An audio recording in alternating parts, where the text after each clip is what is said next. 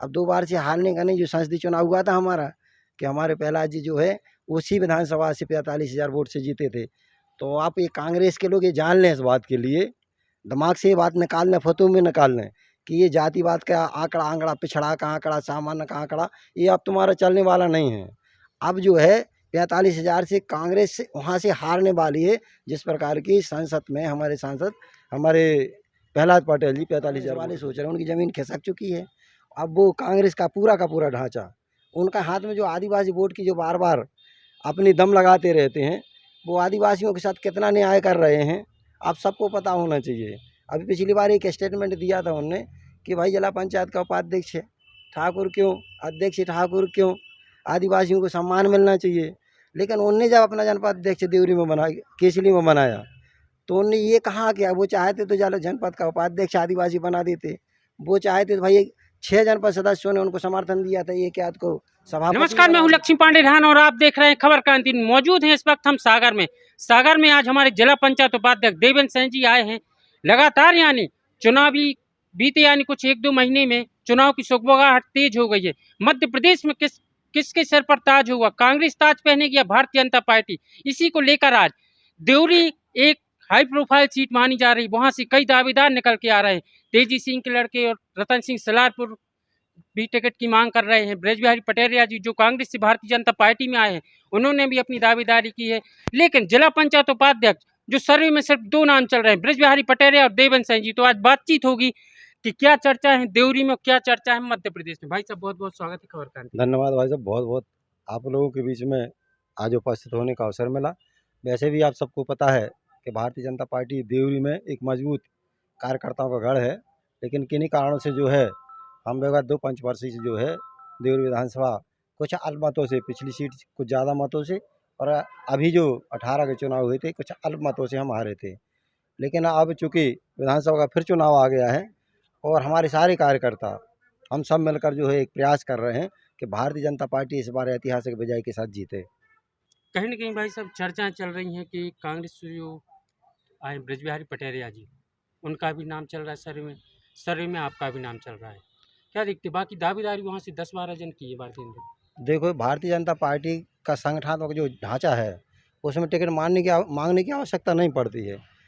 Party का सर्वे लगातार चलता रहता है और पार्टी के हमारे जो शीर्षस्थ नेता हैं वो रिपोर्ट देते रहते हैं। मैं भी एक कार्यकर्ता हूँ, जिन जिन लोगों के आपने नाम लिए हैं निश्चित तौर पर हमारे पार्टी के वरिष्ठजन हैं और वो अपने अपने स्थान पर, अपने अपनी जगह पर प्रभावी व्यक्ति हैं। मैं भी भारतीय जनता पार्टी के लंबे समय से, खासकर मैं 1998 में भारतीय जनता पार्टी की प्राथमिक सदस्यता ली थी और लगातार पार्टी ने मुझे छोटे छोटे दायित्व देकर और आज पार्टी के ही मतलब ये कहना चाहिए उनके ही सहयोग से हमारे जो हमने कार्यकर्ता के रूप में लगातार 23 वर्षों से काम किया, उसका ही परिणाम का है कि भारतीय जनता पार्टी के जिला पंचायत उपाध्यक्ष के रूप में मुझे निर्विरोध चुनाव जिताने का काम जो है हमारे शीर्षस्थ नेतृत्व ने किया है। और अब देवरी विधानसभा, चूँकि हमारे 2 भाग हैं देवरी विधानसभा में, केसली विकासखंड और दूसरा देवरी विकासखंड है, और दोनों ही विकासखंडों में जो है टिकट के मांगने वालों की, दावेदारों की कमी नहीं है, काफ़ी संख्या है। लेकिन हमारी पार्टी ये बात जानती कि हमें टिकट किसको देना है, किससे जो है पार्टी, कौन सा हमारा ऐसा नेता है जो पार्टी को जिता पाएगा। तो उस हिसाब से महत्वपूर्ण अंग हमारा केसली विकासखंड होता है। वहाँ पर आदिवासी समुदाय का बहुत बड़ा वोट बैंक है और जहाँ पर हम दिन प्रतिदिन जो है, मैं 2000 अभी जो हमारा चुनाव है 22 में चुनाव हुआ था, तब से लेकर मैंने आज तक जनता के बीच में प्रतिदिन के अनुपात से 365 दिन में, एक साल हम लोगों का बीत गया है, 365 दिन में मैंने 2000 कार्यक्रम जनता के, जनमानस के कार्यक्रम किए हैं। वो समाज के काम के लिए, जनता की समस्याओं के लिए, या फिर शासन द्वारा जो हमारी जो सरकार के जो कार्यक्रम आते हैं उन कार्यक्रमों तक को जन जन तक पहुँचाना, ज़मीन पर उतारना, खासकर अनुसूचित जनजाति क्षेत्र में उतारना, मैं लगातार ये काम करता रहता हूँ और उसके साथ साथ पार्टी का जन आधार भी उसी के साथ साथ बढ़ाता रहता हूँ। निश्चित तौर पर अभी कोई शंका का विषय नहीं रहा है कि भारतीय जनता पार्टी देवरी से किसी प्रकार की हारने का, जो आप बार बार कहते हैं ना 2 बार से हार रही है, अब 2 बार से हारने का नहीं, जो संसदीय चुनाव हुआ था हमारा, कि हमारे प्रहलाद जी जो है उसी विधानसभा से 45,000 वोट से जीते थे। तो आप ये कांग्रेस के लोग ये जान लें, इस बात के लिए दिमाग से ये बात निकाल लें, फतू में निकाल लें कि ये जातिवाद का आंकड़ा, पिछड़ा का आंकड़ा, सामान्य का आंकड़ा, ये अब तुम्हारा चलने वाला नहीं है। अब जो है 45,000 से कांग्रेस वहाँ से हारने वाली है। जिस प्रकार की संसद में हमारे सांसद हमारे प्रहलाद पटेल जी 45,000 वोटों से जीते थे। जहाँ तक कि भाई साहब अपन देखें, जिस तरीके से 2 पंचवर्षीय निकले, कांग्रेस के हर्ष यादव जी वर्तमान विधायक, वो भी आरोप लगाते हैं और कुछ यानी भारतीय जनता पार्टी कुछ बोलती वहाँ पे कार्यकर्ता हैं जो कि भारतीय जनता पार्टी भीतरघात के कारण हारती है। नहीं, अब ऐसा कुछ नहीं है। देखो, जब विधायक नहीं होता है जिस दल का, तो निश्चित तौर पर जब हम दावा करते हैं तो दावेदार बहुत ज़्यादा ऑटोमेटिक हो जाते हैं। जिस दिन ये हार जाएंगे हर्ष यादव चुनाव, उस दिन उस बार जो है इनके दल से भी 50 जो है दावेदार खड़े हो जाएंगे। रहा हारने जीतने का बात, तो ये तो एक कहने की बात है कि ये मतलब दल बदल करके या सारे लोग मिलकर हरा देते हैं। ऐसा कुछ वातावरण अब देवरी विधानसभा के अंदर नहीं है। सारे कार्यकर्ता हमारे एकजुट हैं और सारे कार्यकर्ता एकजुट होकर भारतीय जनता पार्टी की जो है भाजपा के कमल के फूल को जिताने के लिए कटिबद्ध हो चुके हैं। भाई साहब, कयास लगाए जा रहे हैं कि इस बार देवरी विधानसभा क्षेत्र के किसी बाहरी प्रत्याशी को थोपा जा रहा है और भाजपा योग्य है, इसको लेकर आप क्या कहेंगे? देखिए, पार्टी तय करती है कमल के फूल को, और जो जो चिन्ह लेकर आता है उसके साथ भारतीय जनता पार्टी का एक एक कार्यकर्ता खड़ा रहता है। तो हम लोगों में ये विचारधारा होती नहीं दूर कौन बाहरी कौन भीतरी है। हालांकि ये ज़रूर है कि अगर हम क्षेत्रीय प्रत्याशी को टिकट देते हैं तो निश्चित तौर पर एक बड़ा वोट बैंक जो है क्षेत्रीयता के नाम से जो है हमारे दल को मिल जाता है। अगर हमारे क्षेत्र का प्रत्याशी नहीं होता है तो ये भी होता है कि एक बड़ा वातावरण के कारण, चूँकि क्षेत्रीय प्रत्याशी सामने वाला भी होता है, तो एक माहौल खड़ा कर देता है कि क्षेत्रीय प्रत्याशी है इसलिए वोट देना चाहिए। तो इस कारण थोड़ा सा अंतर पड़ता है, लेकिन इतना ज़्यादा अब अंतर पड़ने वाला नहीं है जितना कि ये कांग्रेस वाले सोच रहे हैं। उनकी ज़मीन खिसक चुकी है।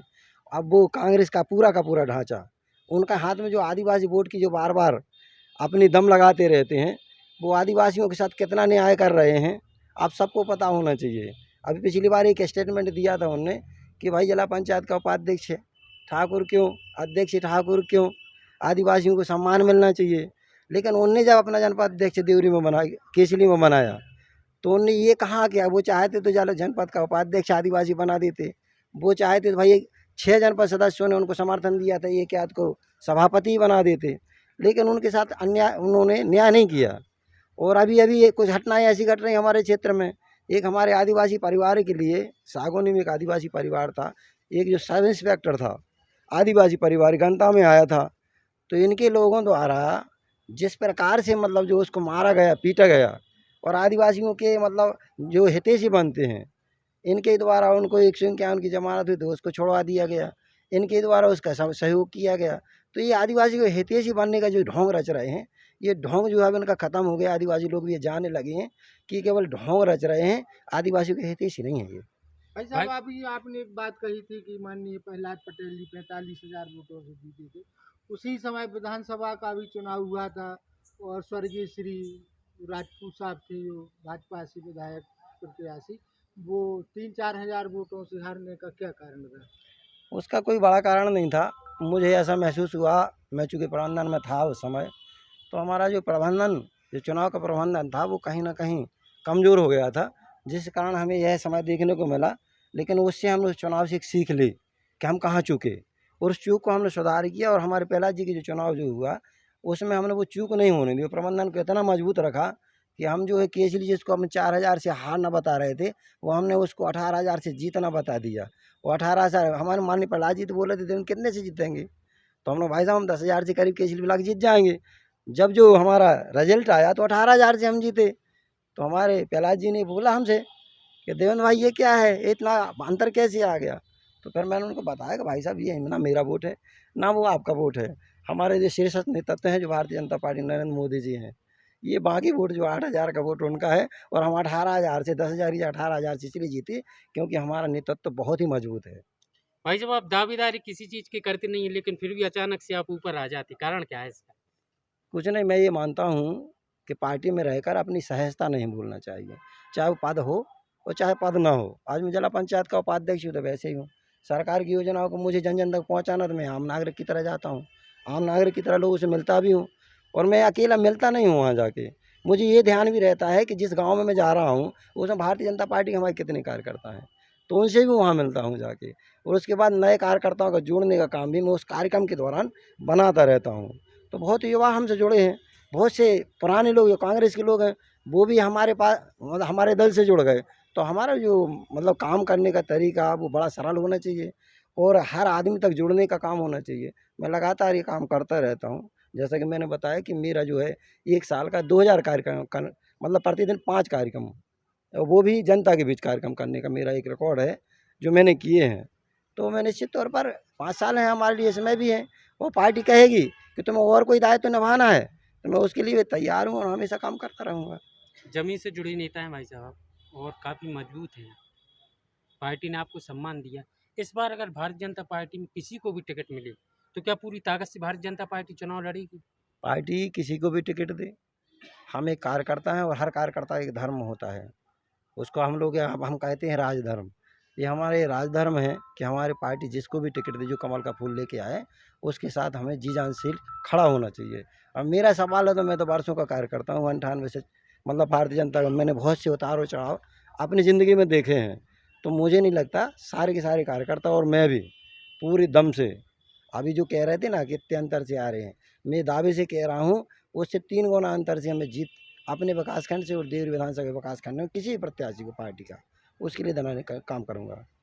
तो हमारी बातचीत हुई जिला पंचायत के उपाध्यक्ष देवेंद्र सिंह जी से। उन्होंने स्पष्ट कहा कि पार्टी सर्वोपरि है। देवरी से किसी भी को भी टिकट मिले, पार्टी एकजुट होकर, और जो आंकड़ा है 45,000 का, 45,000 से इस बार देखेंगे कि कांग्रेस में हर्ष यादव को कौन हरा पाता है। देखना दिलचस्प ये भी होगा क्योंकि देवरी में आदिवासी वोट बहुत अहमियत रखता है। आदिवासी वोट को क्या हर्ष यादव साधते हैं या फिर भारतीय जनता पार्टी? चुनावी हलचल में हम आपको लगातार वो तस्वीरें दिखाएंगे कि देवरी की जनता किस तरफ झुकती है और किस तरफ जनता का रुझान जाता है। लक्ष्मी पांडे राणा, खबर क्रांति न्यूज, सागर।